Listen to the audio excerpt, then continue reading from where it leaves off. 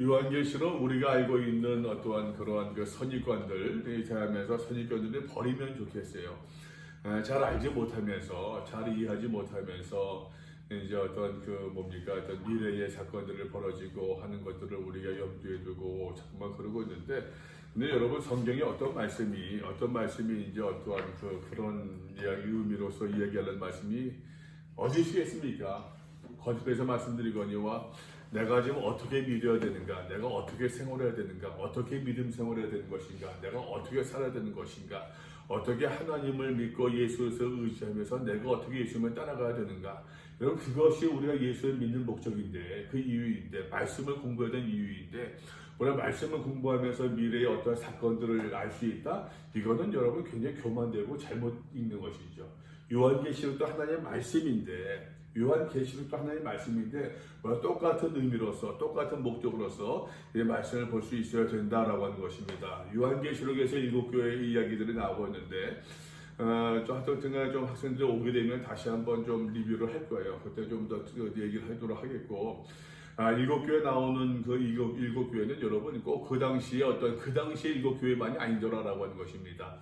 네, 여러분 이거 성경을 읽는데 기본적인 모습이에요. 여러분 하나님께서 예수님께서 베드로에게 말씀을 주셨습니다. 베드로에게 주신 말씀이 여러분 베드로에게만 주셨던 말씀이겠습니까? 아니죠. 오늘 우리 가운데서 그 말씀을 읽고 있는 내게도 주신 말씀이지 않겠느냐라고 하는 것이에요. 그거는 너무나도 상식적인 이야기죠. 여러분 요한계시록에서 말할 때 7교회에게 주셨던 말씀이다라고 하는 것이 7교회에게만 주셨던 말씀이겠느냐라고 하는 것이에요. 그건 아니죠. 여러분 오늘 우리에게 보편적으로 적용되는 말씀이다라고 하는 것입니다. 그래서 여러분 7교회, 7이라는 숫자가 완전수를 의미하다 보니까 그러니까 이렇게 해석할 수 있어요. 이 땅의 모든 교회에게 주시는 하나님의 말씀이다. 이 땅의 모든 성도들에게 주시는 하나님의 말씀이다라고 하는 것이에요. 여러분 다시 한번 전제를 말씀드릴게요. 요한계시록을 대할 때 말입니다. 여러분 이것은 95년 정도 한 100년 바로 직전에 한 95년 정도에 이제 쓰여진 것이더라고 대부분 학자들이 이제 인정을 한다, 거의 동의를 한다는 거예요. 그럼 여러분 아직까지 로마 시대에서 대환란, 대박해가 일어나기 전의 모습이에요. 이해되시겠죠, 여러분? 여기서 나올 때 환란이라고 하는 것들 말입니다. 여기서 나올 때 환란이라고 하는 것은요, 우리가 이제 섣불리 알고 있었던 로마 시대에 그 대환란이 있었던 그 6명 황제를 통해서 어마어마한 황제 박해가 있었고, 사자굴 속에 들어가고 사자밤이 되어지고, 그러한 대박해 시대에 이 요한계시에 쓰여진 것이 아니고 그 전에 쓰여진 것이다라고 하는 것이에요. 그래서 여러분 그러게 되면은 이 환란을 나는 몇 절에 있죠? 이거 1장 9절을 보게 되면은 나 요한은 너희 형제요 예수의 환난과 나라와 참음에 동참하는 자라. 이 환난을 어떻게 해석할 수 있겠느냐라고 하는 거예요. 환난이. 이 환난이 말입니다. 여러분 다시 말씀드립니다. 로마 시대에 벌어진 대어마어마한 기독교를 향한 박해를 의미한 것은 아니더라라고 하는 것이에요. 물론 산발적으로 박해는 있었겠지요. 여러분 오늘날에도 현대 시대도 말입니다. 여러분 기독교에 대해서 교회를 향해서 박해가 산발적으로 있습니까? 없습니까? 지금도 있어요. 근데 우리가 여기서 분명히 우리가 정리해야 될 것이 말입니다. 여러분 우리 교회가 대사회적으로 잘못했습니다. 분명히 잘못했어요. 이거는 법적으로 여러분 위법하는 행동을 했습니다. 사회 제재를 받습니다. 그게 환란입니까? 박해입니까? 아닙니까? 그건 박해가 아니에요. 그죠? 마땅한 거예요, 그거는. 근데 이제 많은 믿는 사람들이 어떤 위법하면서 말입니다. 위법한 거 해서 거기 제재를 받는다고 박해한다고서 그런 사람들을 우리가 종종 많이 볼 수 있어요. 그건 아니라는 얘기예요. 예. 신앙적으로 마찬가지입니다. 여러분 내가 하나님 앞에서 잘못했습니다. 이것은 옳지 않은 행동이에요. 옳지 않은 모습이었습니다. 정말로 누가 보기에도 그래서 여러분 내가 법적으로 제재를 받습니다. 고난을 받습니다. 여러분 이제 감옥에 들어갔습니다. 그것을 하나님이 주신 환란으로 징계를 볼 수 있겠느냐라고 하는 거죠. 이건 완전히 근데 그렇게 해석하는 사람 너무 많거든요. 너무 많아요.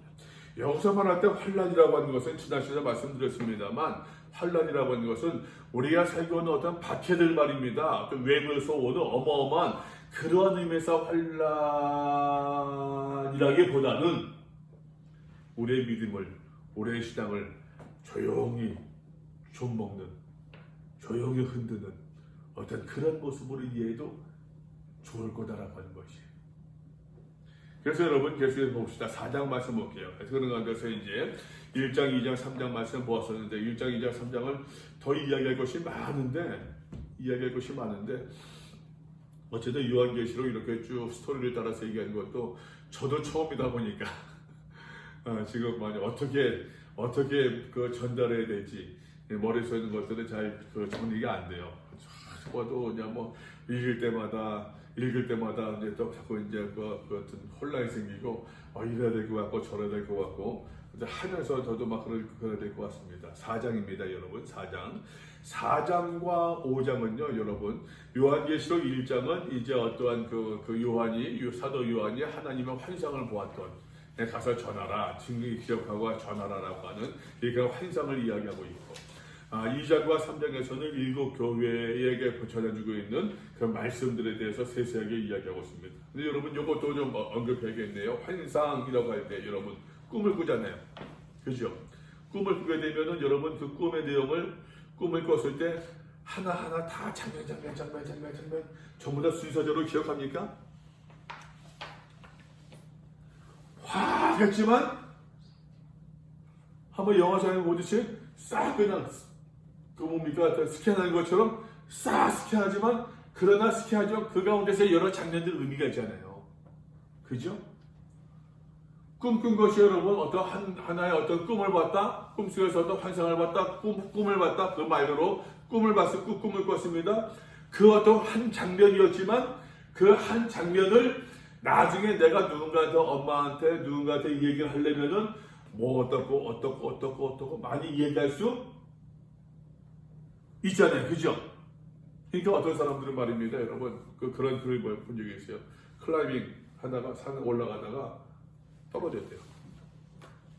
줄이 끊어져가지고 떨어지면서 여러분 그게 몇 초 걸리겠어요. 사람이 뭐 1초, 2초, 3초, 4초 내가 공수훈련 받아서 안 해요. 공수훈련 받을 때 낙하산에서 비행기에서 처음 딱 떨어졌을 때 낙하산 펴지기까지 4초 걸리거든요. 4초. 그러니까 1만, 2만, 3만, 4만, 만은 거기서 이제 1만만이 아니라 꽉 찰 만자. 하나 꽉 차고 둘 1초예요. 1만, 2만, 3만, 4만 그러면 뭐가 팍 걸려요. 이게 낙하산이 펴지는 거예요. 근데 그것도 처음이에요. 나중에 많이 뛰었을 때야. 예를 처음에 때 1만, 2만, 3만 여기 있어가 탁 걸리는 거야. 그 시간은 못 재요. 근데 산에서 떨어지는데 그 짧은 순간에 보통 4초 하면 한 80m 떨어지거든요. 80m. 그 떨어진 순간에 산에서 줄어서 80m 떨어지면 죽겠죠. 근데 그거 아니겠지. 한 20-30m 뭐 됐으나 떨어지는데 그 사람이 그 떨어지는 순간에 자기가 아이를 키웠던 그 장면이 싹 스케일을 지나갔대요. 이해되잖아요, 무슨 말인지. 그 떨어지는 순간에 한 1, 2초 되는 순간에 그 싹 스캔했던 것을 그 다음에 괜찮네 회복한 다음에 그걸 이야기하려면은 1시간, 2시간 걸려도 다 이야기하지 못하잖아요. 이해되죠? 무슨 말인지?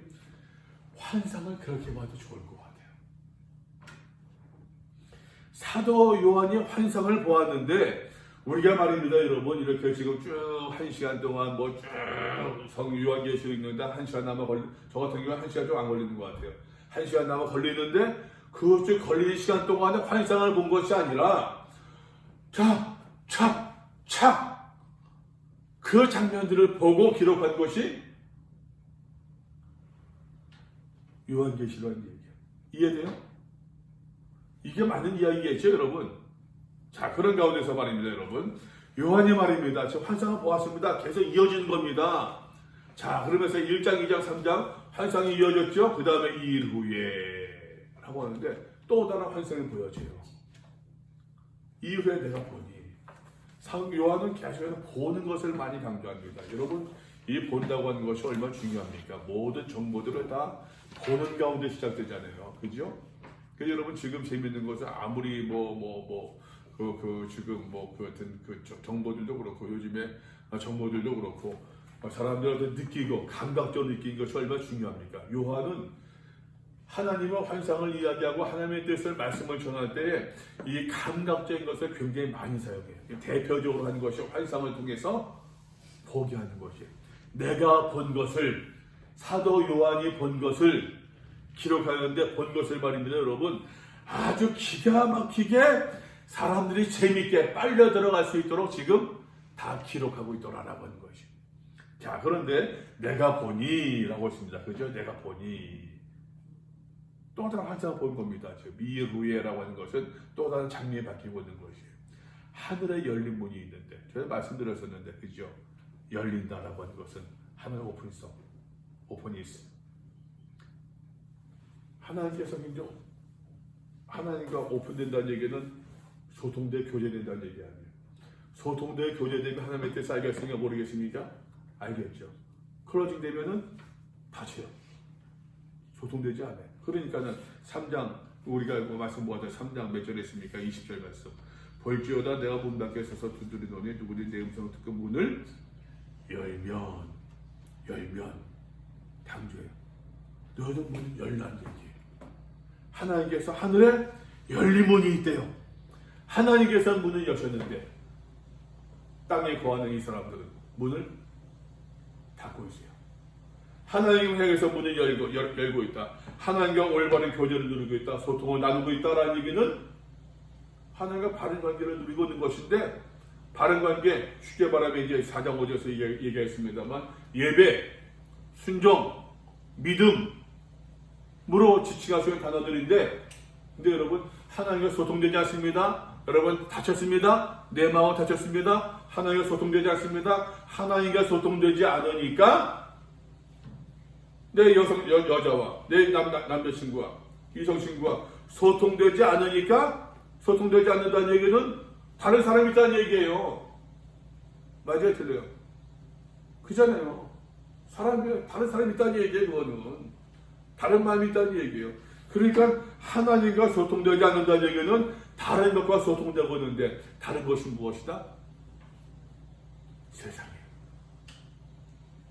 음료로 되고 있는, 바벨론 대비되고 있는 유혹, 달콤한 유혹들. 야, 너 하나님 믿어도 더 재밌는 게 많아.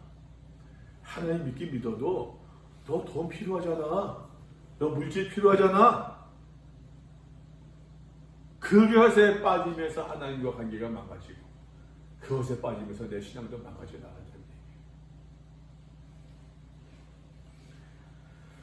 하늘에 열린 문이 있는데 내가 들은 바 처음에 내게 말하던 나팔소리 같은 그 음성, 나팔소리 같은 내 음성 말입니다. 몇 절 했습니까?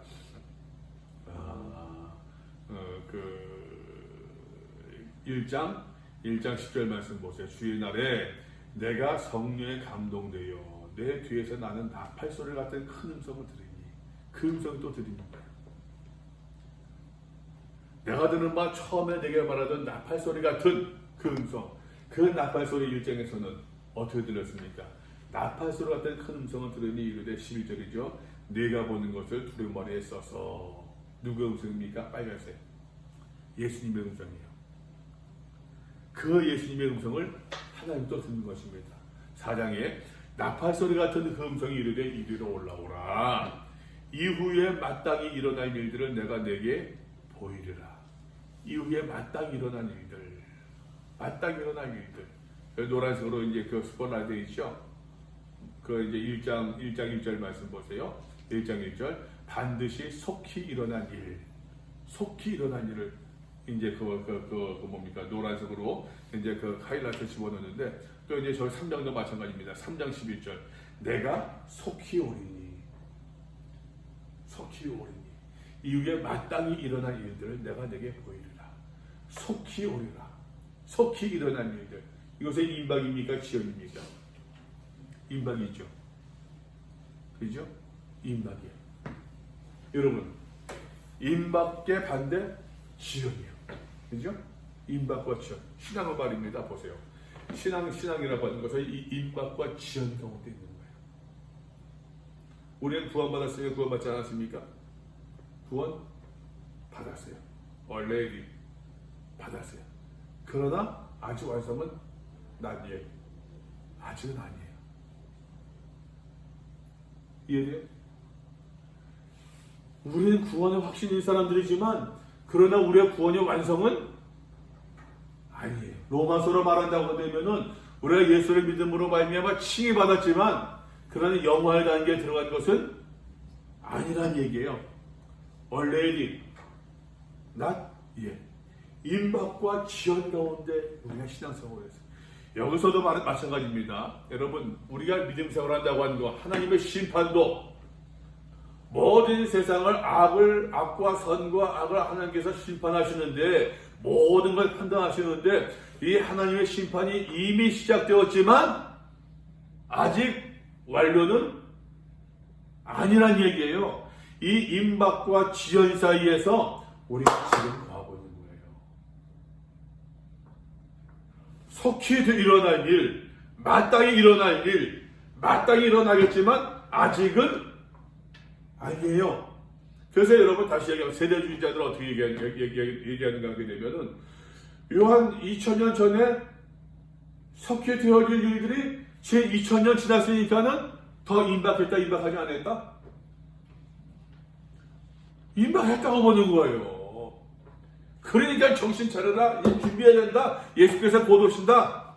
그 대표적인 것이 요즘에 우리나라를 흔들고 있는 뭐예요? 이 신천지 같은 거예요. 세대주의자들, 급격한 세대주의자들이 말입니다.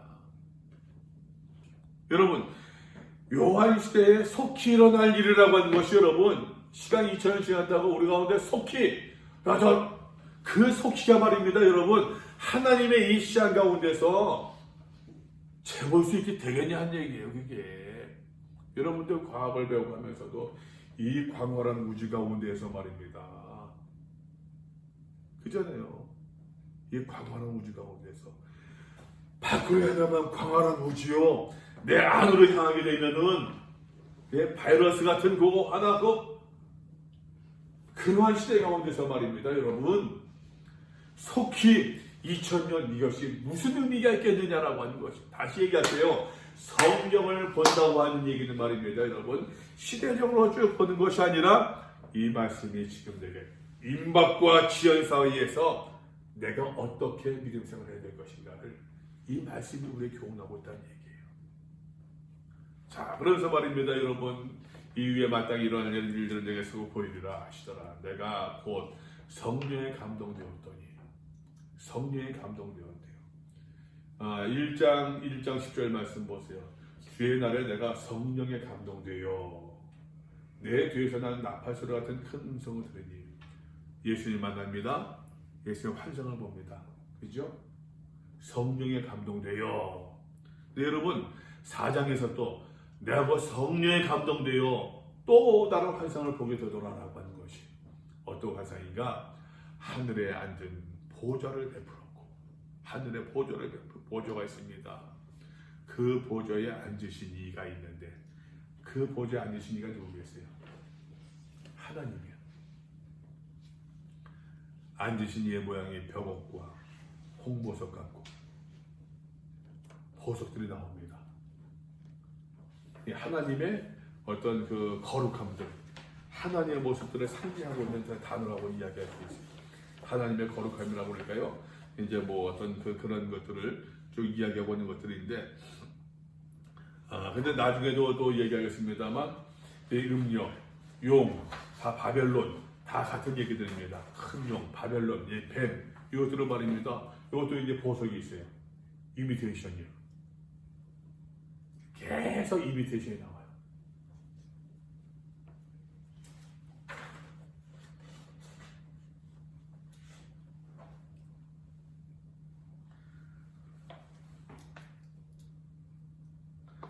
자, 그러면서 말입니다. 보좌가 있고 벽옥과 홍보석 갖고 또 무지개가 있대요. 무지개. 이 무지개도 이제 하나님께만, 예수님께만 이제 사용되어지는 배경이에요. 무지개 하면 이런 뭐 기억나십니까? 성경에서 무지개 하면은 예? 노아의 방주. 하나님께서 사람들을 쓸어버리고 후회하시고 다시는 이렇게 쓰지 않겠다는 하늘에 무지개를 곳에 약속해 주셨어요. 무지개 전에 뭐가 있었어요? 엄청난 홍수, 엄청난 물. 그거 뭐겠어요? 바다. 그죠? 얘가 염두에 주세요 지금. 그죠? 바다. 성경에서 바다라고 한다면 굉장히 큰 혼란. 이스라엘 백성들은 홍해 바다를 지나서 구원받았어요. 그죠? 홍해 바다. 그 이후에 하나님께서 무지개 같은 것이 보입니다. 그 다음 계속해서 보세요, 여러분. 무지개가 보좌에 둘렀는데 그 모양은 녹보석 같더라. 벽옥이 있고 홍보석이 있고 녹보석이 나옵니다. 또 그 보좌에 쭉 둘러서 말입니다. 24개의 보좌들이 있는데 그 보좌들 위에 24 장로들이 흰 옷을 입고 머리에 금관을 쓰고 앉았더라. 장로들이 앉았습니다. 24 장로가 누구를 의미할까요? 여러 가지 해석 많이 할 수 있어요. 쉽게 그래서 이스라엘 12지파, 그죠? 또 12사도, 12사도. 12석의 12는 24, 24. 그래서 아마도 이 24보좌는, 여러분, 24보좌는 이스라엘 12지파와 신약시대 12사도의 합이니까는 믿는 사람들을 얘기하는 거예요. 믿는 사람들이라고 봐도 어떤 그들 가운데서 말입니다. 뽑혀진 어떠한 이제 그 권자의 그 보좌, 24보좌란 말이 있고 금관이란 말 쓰고 있는데 이 사람들이 뭔가 권한이 있다 없다? 있다는 얘기예요. 그죠? 어떤 권한? 다스린 권한. 어떤 다스린 권한? 하나님과 함께 하늘나라에서 다스릴 수 있는 권한들 말이에요. 이거 나중에 21장, 22장에 또 나옵니다. 이런 환상들이. 그러니까는 이미 믿었던 믿음의 선조들 12사도와 12지파와 12사도들을 대표하고는 이 믿음의 조상들 말입니다. 그 사람들의 믿음 생활 잘했던 그 사람들이 말입니다. 하나님과 더불어 하나님 나라에서 보좌에서 말입니다. 하나님 보좌는 아니지만 하나님과 더불어 하나님의 나라를 지배하고 통치하게 된다는 얘기예요. 여러분, 이것은 이 지배와 하나님의 통치는 원래 세상적 의미에서 권력을 휘두르고 내 마음을 쓰는 것이 아니라 하나님 나라에 내가 동참하는 것을 의미해요. 그 믿음의 사람들이 궁극적으로 받는 그 영광, 구원의 자리를 의미하고 있는 것이죠. 흰옷을 입었대요. 이 흰옷을 입은 거 보니까는 이 사람들은 흠이 있다 없다? 정결하다 정결하지 않다? 정결하다는 얘기예요. 모래 금관 수가 됐습니다. 또 보좌로부터 그 가운데 있던 보좌로부터 번개와 음성과 우레소리가 나고 이것은 하나님을 상징하는 표현들입니다. 많은 물소리 기억나시죠? 얘기하셨죠? 많은 물소리 같은 것을 많은 물소리 같은 것들인 것처럼 똑같이 그 번개와 음성과 우레소리, 지진 뭐 이런 것들은 전부 다 이제 요한계시록에서 하나님의 임재를 현현을 상징하고 있습니다. 근데 여러분 기억나세요? 번개와 지진과 또 이제 안개와 연기와 이런 것들이 하면은 어떤 장면이 기억납니까? 혹시 장면이 기억나는 거 있어요? 성경에서? 모세가 하나님께 앞에 가서 시내산에서 시험받을 때 율법 시험 그런 장면들이 있어요. 잃어보건대 보십시오. 잃어보건대 그 요한이 그려지고 있는 환상은 그저 생뚱맞게 이야기하는 것이 아니라 여러분들 지금 성경적인 어른들은 쭉쭉 얘기할 거야 아마도. 요한계시록 요한이 얘기하고 있는 걸 생뚱맞게 그냥 얘기한 것이 아니라 성경이 어떤 나름대로 근거와 배경을 가지고 있다, 가지고 있지 않다? 가지고 있다는 얘기예요, 지금. 근데 다시 얘기할게요. 환상을 보았던 것은 쫙이에요, 그냥. 그거. 이것을 기록하려다 보니까는 이렇단 얘기예요. 자, 보좌가 울의 소리가 나고 보좌 앞에 등불 일곱이 있대요. 등불이 뭡니까, 여러분? 등불이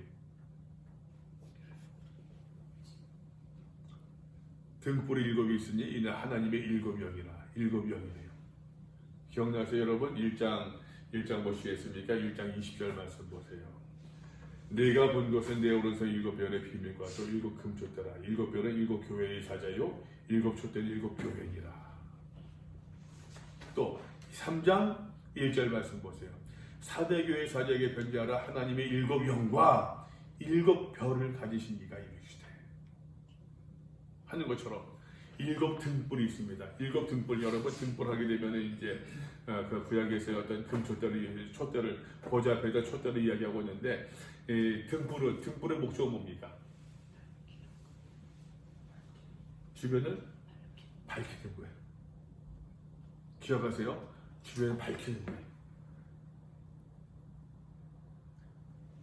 등불이 일곱이 있고 하나님의 일곱 영이래요. 그러니까 일곱 영, 하나님의 성, 하나님의 영이 말입니다. 하나님의 영의 가장 기본적인, 지금 여기서 이야기하고 있는 가장 기본적인 역할은 일곱 등불, 밝히는 거예요. 조명을 비추는 것. 누구를 통해서? 누가 여러분 그 조명을 비춰야 됩니까? 누가? 성도가, 믿는 사람이. 하나님의 영의 지배를 받고 있는, 지배를 받는 그 성도가, 여러분, 이 일곱 등불이 이 하나님의 영의 지배를 받고 있는 그 사람이 당연히 등불의 역할을 등불의 사명을 감당해야 되는데, 하나님의 등불의 사명을 감당한다는 이야기는 곧 누구를 증거해야 된다는 이야기예요? 누구를? 예수 그리스도를, 하나님을 증거해야 되는 그 성도가 하나님을 증거하지 아니하고, 하나님을 사모하던, 예수를 사모하던 그 성도가 예수를 사모하지 아니하고 세상 문화를 사모하고 세상 물질을 사모하고 세상 권력을 탐하는 삶을 살아갈 때에 그 등불의 역할을 감당할 수 있겠느냐라고 하는 것이에요. 그래서 여러분 똑같습니다. 4대 교회에서도 3장 말씀 보시겠어요? 3장 6절. 4대 교회 사제에게 변제하라. 하나님의 일곱 영과 일곱 별을 가지신 이가 이르시되 내가 내 행위로 안 오니 내가 살았다 하는 이름을 가졌으나 죽은 자로다. 너는 일깨어 나아마 죽게 된 것을 굳건하게 하라. 내 하나님 앞에 내 행위에 온전한 것을 찾지 못하였느니 그러므로 내가 어떻게 받았으며 어떻게 들었는지 생각하고 회개하라. 만일 일깨지 아니하면, 여기서 말할 때 일깨지 아니한다는 하는 것은요, 웨이크업, 일어나는 거예요. 내가 도둑같이 이르니 일깨지 아니한다. 다시 얘기합니다, 여러분. 내 행위로 안 돼요. 하나님께서, 예수님께서 내 행위에 온전한 것을 찾지 못하였대요. 내가 일깨지 아니하면 뭘 촉구하고 있는 거예요, 지금? 내 행위들. 그 행위의 온전함을 회복해서 일곱 등불, 일곱 영을 가지신 한 것처럼 그 등불의 역할을 잘 감당해야 된다는 얘기예요. 그러니까는 여러분 다시 얘기합니다. 사도 요한은 이 요한계시록 말씀을 통해서 지금 초대교회 일곱 교회들에게 말입니다. 여러분, 그 성도의 사명, 그 역할들을 바르게 감당해야 됨을 계속 좀 이야기를 하고 있는 것이에요. 무슨 어떤 신비한 환상을 이야기하고 과거에 미래에 어떤 일이 벌어질 것을 이야기하고 신비한 것을 보여주고 라는 것이 아니라 그 모든 환상들을 통해서 내가 지금 어떻게 믿음 생활을 해야 될 것인가를 사도 요한은 지금 이야기를 하고 있더라라고 하는 것입니다. 계속해서 봅시다. 6절입니다. 보좌 앞에 숫장과 같은 유리바다가 있대요. 유리바다가 이제 15장에도 나옵니다. 유리바다. 아까 얘기했습니다. 여러분, 바다는 성경적으로 이스라엘 백성에서 바다는 좋은 의미 나쁜 의미 좋지 않은 의미 집어삼킨단 말이에요. 지금 아무래도 그렇지 않겠습니까 여러분? 우리가 알고 있는 것처럼 이스라엘은 광야가 많잖아요. 광야 지역인데 바다 가면 여러분 얼마나 못 예측할 수 있겠습니까? 지금이야 뭐 인공위성이 떠 있고 과학이 발달했으니까는 그냥 어디 무슨 메토 태풍이 온다, 사이클론에 다 예측하고 하여튼 다 항로 피하고 할 수 있지만 또 어마어마한 배가 있으니까 항공모함 같은 것이 말입니다. 여러분 웬만한 풍랑에 까딱이나 하겠습니까? 그러나 그 예전에는 바다가 여러분 얼마나 무서웠겠어요. 그 바다를 지배하고 그 바다를 넘어서 신대륙을 발견한다고 하는 것이 여러분 얼마나 큰 모험이겠느냐라고 하는 것이에요. 그것도 이제 1500년 더 지나고 난 이후의 이야기인데 바다 하면은 굉장히 위험한 거예요. 위험한데 바다가 있긴 있어요. 근데 어떤 바다라고요? 어떤 바다예요? 유리바다예요. 요동이 있다는 얘기 없다는 얘기야? 없다는 얘기야. 나중에 21장 나중에 가게 되면은 그 바다도 더 이상 있지 않대요. 하늘나라에는. 새 예루살렘에는 그 바다도 더 이상 있지 않아요. 다시 얘기합니다 여러분. 아까 무지개를 이야기했습니다. 그죠? 무지개 전에 하는 심판이 있다고 그랬어요. 유리바다가 나온 거죠. 더 이상 여러분 그 세상의 위협들이 세상을 심판하고 성도들을 위협하게 했던 그 바다의 흉흉함이 성도들을 위협할 수 있다 없다 하나님 앞에서 없음을 이야기하고 있는 거죠. 이러한 환상을 이러한 메시지를 던져준 이유가 뭡니까? 너희가 지금 이 세상에서 이러이러한 위협 가운데 있지만 그러나 하나님 앞에 들어가게 되면은 그런 모든 위협이 다 사라진다는 얘기예요. 그러니 소망을 가지고 우리가 그 꿈을 가지고 그 모든 위협들을 잘 극복하자는 얘기예요. 지금 그것을 이야기하고 싶어요. 사도 요한이.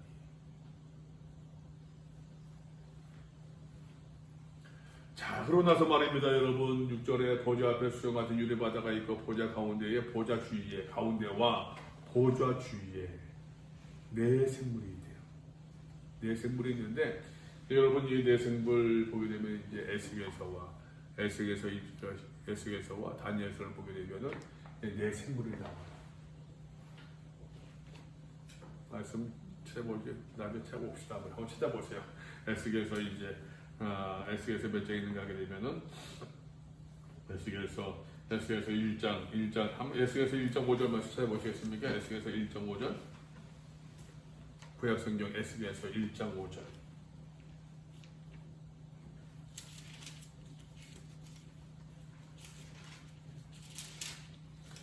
그 속에서 네 생물의 형상이 나타나는데 네 생물이 있어요. 1장 10절 말씀. 그 얼굴들의 모양은 넷의 아픈 사람의 얼굴이요. 오른쪽은 사자의 얼굴이요. 왼쪽은 소의 얼굴이요. 뒤는 독수리의 얼굴이더라. 네 생물이 있어요. 다니엘서에도 그런 내용이 나오고 있답니다. 다니엘서 7장에도 그런 내용들이 나오고 있어요. 모양들이 서로 달라요. 자, 여기서 여러분 보세요. 여기서 중요한 것은 그것이 똑같다 그것이 중요한 것이 아니라 에스겔서에서도 다니엘서에서도 네 생물이 나온다라고 했을 때에 처음엔 여쭤보겠습니다. 자, 보세요. 다 그 요한계시록은 생뚱맞은 환상을 이야기하는 것이다? 아니면 성경을 인용하고 있다? 그죠? 성경 인용하는데 그것을 조금 아렌지를 하고 있는 거예요. 오케이? 그럼 여러분 여기서 하나 더. 우리는 그것을 지금 잘 모르고 있지만 이 당시에 요한계시록에서 사도 요한이 이 편지를 쓸 때에 이 글을 쓸 때에 그 청취자들, 독자들은 그 내용을 알았을까 몰랐을까? 알았을 가능성이 커요. 그죠? 훨씬 나았을 가능성이 커요. 그러니까 사도 요한의 이런 이야기가, 이런 환상들, 이러한 편지가 그들한테 여러분 생각해 보십시오. 얼마나 재밌겠습니까? 지금 우리는 드라마를 보면서도 재밌게 보고 영화를 봐도 재밌게 보고 있는데, 여러분들이 영화를 보면서도, 영화 보게 되면은 어떠한 뭡니까 이제 영화 보면서도 역사를 사실 허구로 만들잖아요. 허구로 만들게 되면은 여러분들은 좀 그런 거 보지 않습니까? 그 허구를 보면서도 하면은 야, 저 장면 이렇게 해석했네? 그죠? 이렇게 해석하면서 이런 메시지를 던져주고 있네? 봐요, 안 봐요, 그런 거? 옛날 사람들은 그런 거 받겠어요, 안 받겠어요? 여러분, 나는 보는데 옛날 사람 못 봤을까요? 충분히 봤죠. 충분히 봤죠, 그런 것들을.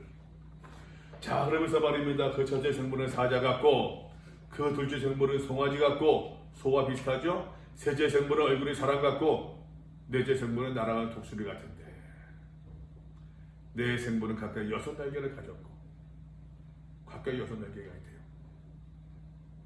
그러니까 이제 세상의 날개가 있었다는 얘기죠. 기억나세요, 여러분? 그러면 또 요 장면 기억나는 게 있는데, 이사야가 하나님 환상을 받았을 때에 그룹들이 벌벌 날면서 거룩하다, 이사야서 6장 봅시다. 이사야 6장. 성경을 다 찾으면서 봐야 되는데, 그러면 진도가 너무 늦고.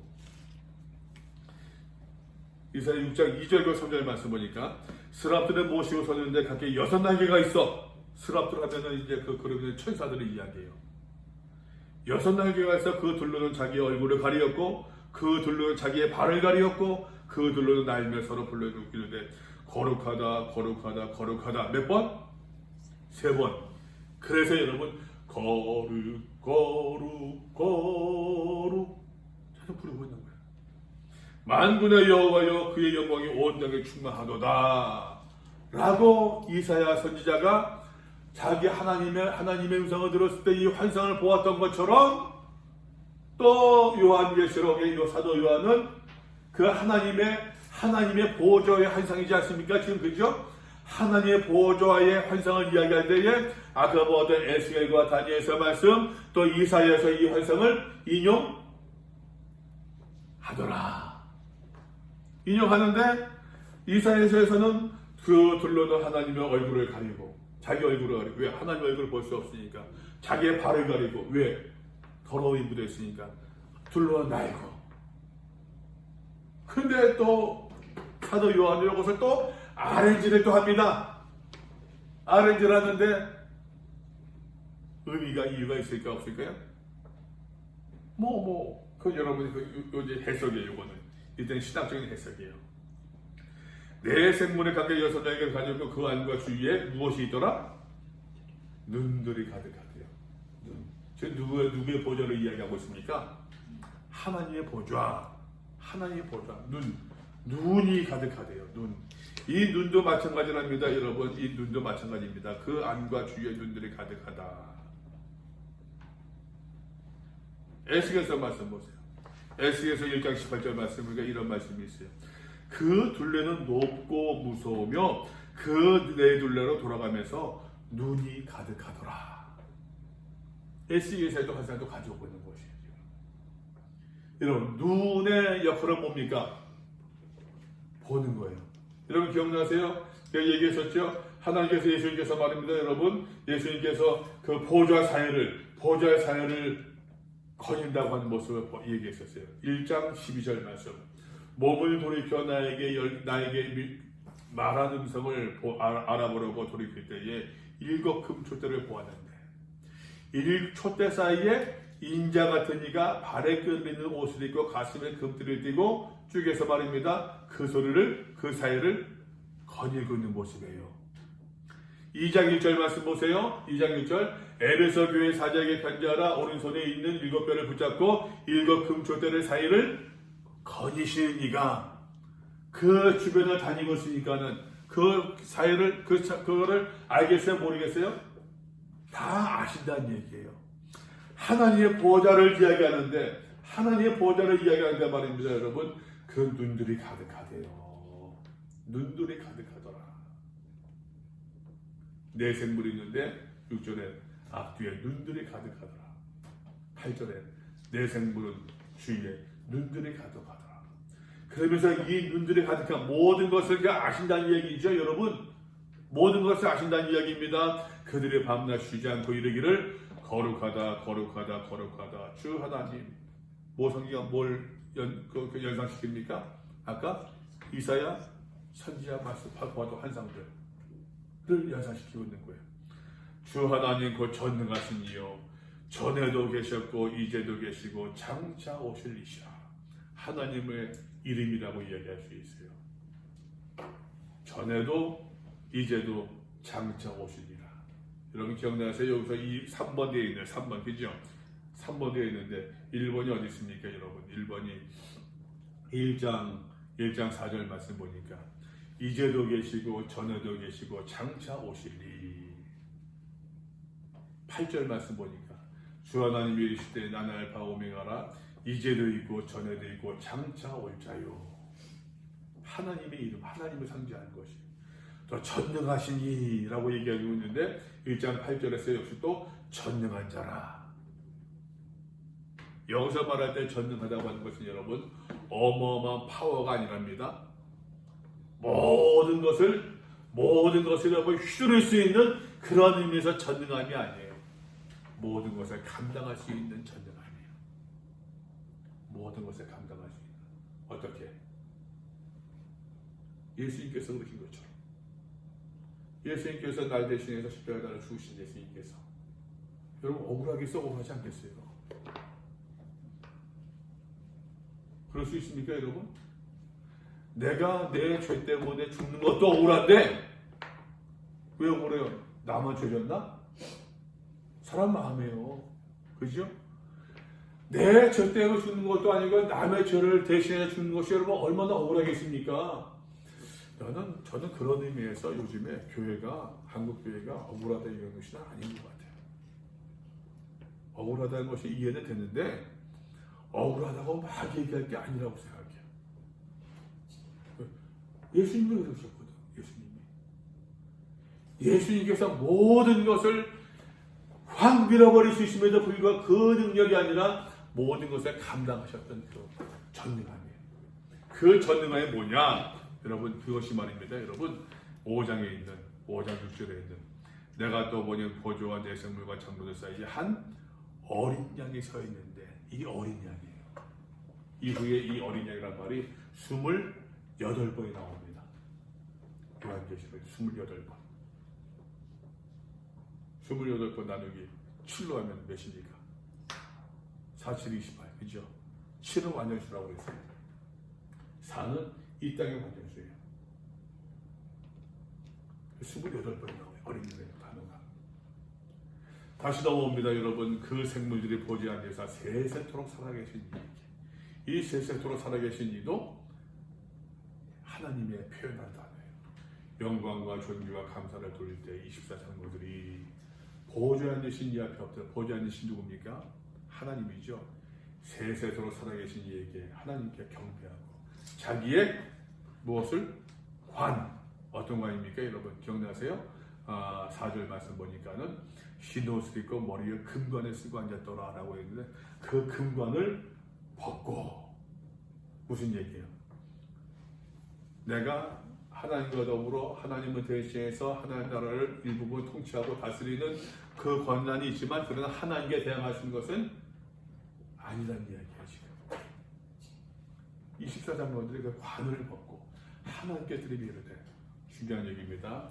우리 주 하나님이여 영광과 존귀와 권능을 받으시는 것이 합당하오니. 합당하대요. 이 합당하다 예수님께만 하나님께만 해당되는 이야기입니다. 5장 옆에 박스 있죠? 9절 두루마리를 가지시어 그 인봉을 떼기에 합당하시도다.